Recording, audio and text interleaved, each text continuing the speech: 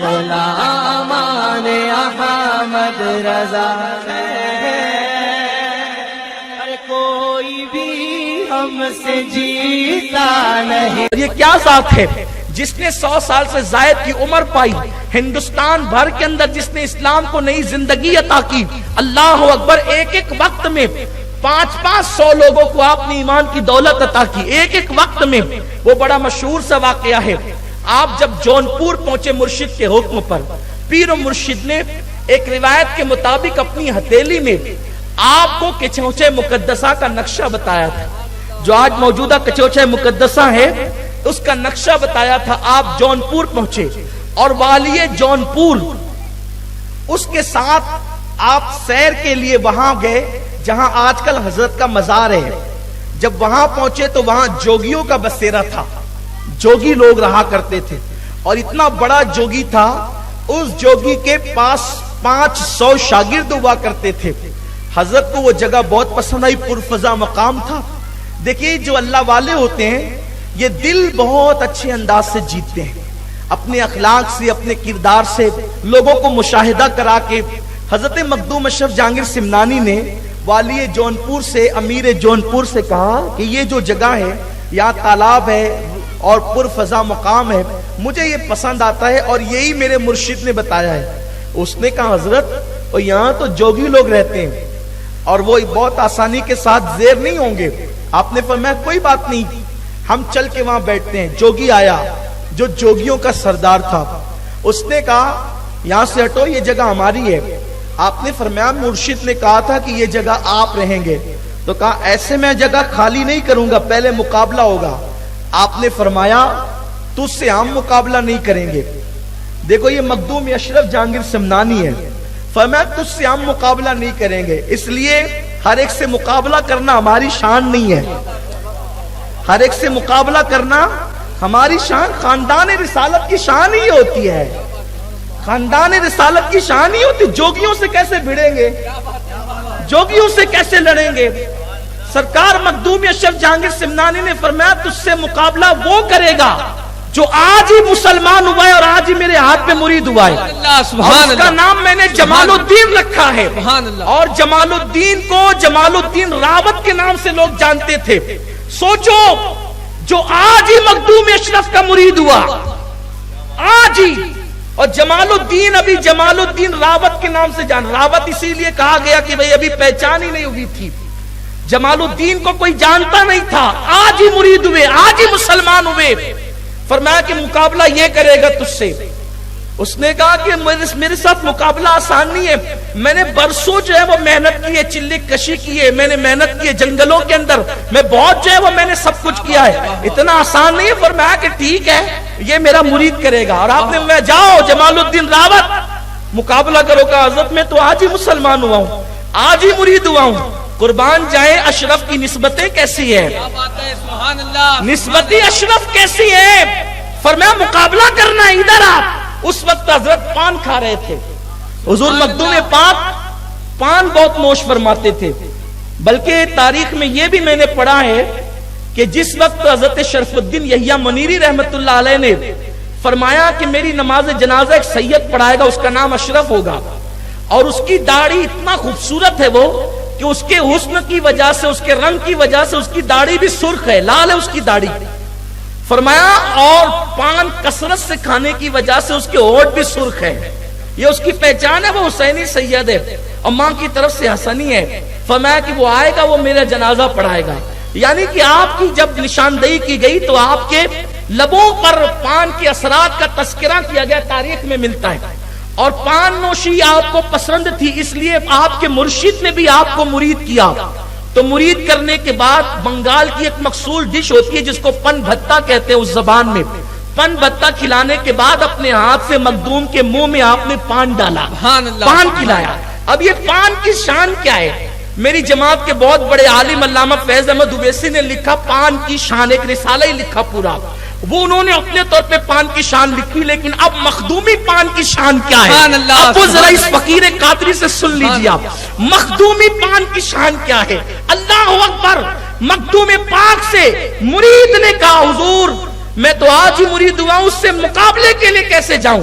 حضرت پان کھا رہے تھے، اپنے منہ کا پان اس جمال الدین راوت کے منہ میں اگل دیا۔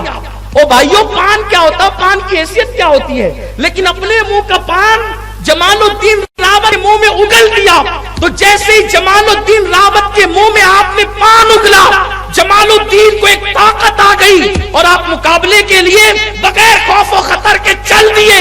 اب آپ اندازہ کریں، جس کے پان کے اگلدان کے اندر اللہ نے اتنی طاقت رکھی ہو، اس کی ذات کی روحانیت کی طاقت اور قوت کا حال کیا ہوگا؟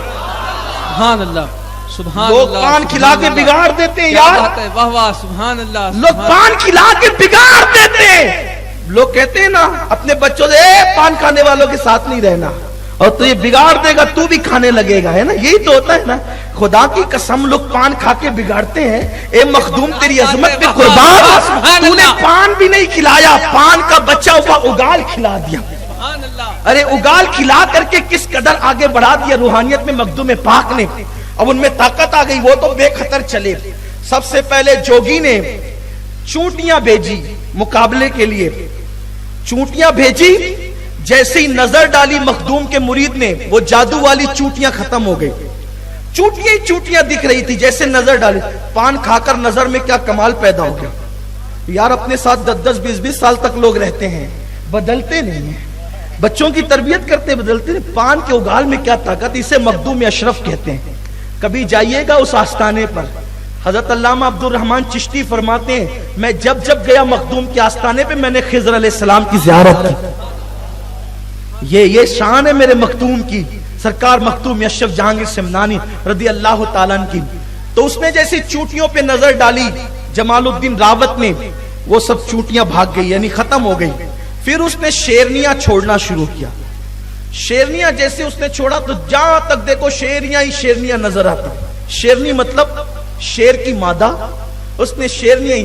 لکھنے والوں نے بہت پیارا جملہ لکھا ہے کہ وہ جوگی کی شیرنیاں اشرف کے شیر نر کے سامنے کب ٹک سکتی تھی؟ تو مخدوم اشرف کے لال نے، ان کے مرید نے جیسے ہی نظر ڈالی، اس کی شیرنیاں بھی ختم ہو گئی، اس کی شیرنیاں سب ختم ہو گئی، چونکہ وہ جادو سے تھی۔ پھر اس نے اپنا سونٹا اٹھایا، سونٹا سمجھتے ہیں نا، یہ سونٹا جان بوجھ کے کہہ رہا ہوں، سونٹا، سونٹا ہی کہتے ہیں، ڈنڈا، ڈنڈا سونٹا اٹھایا اور اس کو اس نے ہوا میں اچھالا۔ جیسے ہوا میں اچھالا تو اس کا ڈنڈا اڑنے لگا، اس کا ڈنڈا۔ میرے جیسا خطیب ہوتا تو اب بتائیں اس کا کام ہی کیا تھا وہاں۔ آپ لوگ کہتے ہیں نا ولیوں کا کیا کام ہے، ولیوں کی کرامت کیوں ہے؟ تو ولیوں کو جن کے مقابلے میں بھیجا گیا تھا وہ لوگ ایسے تھے۔ جوگی لوگ بھی جنگلوں میں منتر جنتر کرتے کرتے اتنی ترقی کر جاتے تھے جادو کے اندر کہ وہ اپنے ڈنڈے بھی اڑاتے تھے۔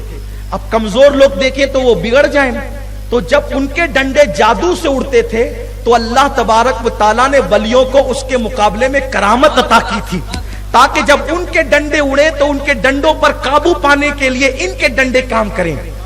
کیونکہ مناظرے کے مقابلے میں مناظر چاہیے، مقرر کے مقابلے میں مقرر چاہیے، مدرس کے مقابلے میں مدرس چاہیے، لیکن جادو کے مقابلے میں تقریر تھوڑی چلے گی، جادو کے مقابلے میں تدریس نہیں چلے گی، جادو کے مقابلے کے اندر خطابات نہیں چلیں گے، جادو کے مقابلے میں تو پھر کرامت چاہیے نا۔ تو اب جب اس نے ڈنڈا اڑایا اپنا، تو پھر حضرت جمال الدین راوت نے کہا میرے مخدوم کا عصا لاؤ۔ جب مخدوم پاک کا عصا لایا گیا تو جمال الدین راوت نے اس کو بھی اڑا دیا۔ اب جب وہ اڑا، اب یہ بھی ڈنڈا اڑ رہا ہے جادو سے اور یہ بھی عصا اڑ رہا ہے۔ اب دونوں کے اڑنے میں فرق کیا ہے؟ جہاں کرامت آ جاتی ہے وہاں جادو نیچے ہو جاتا ہے۔ مخدوم اشرف کا ڈنڈا اڑا اور اس کے ڈنڈے کی خوب پٹائی کی اور اس کو نیچے لایا۔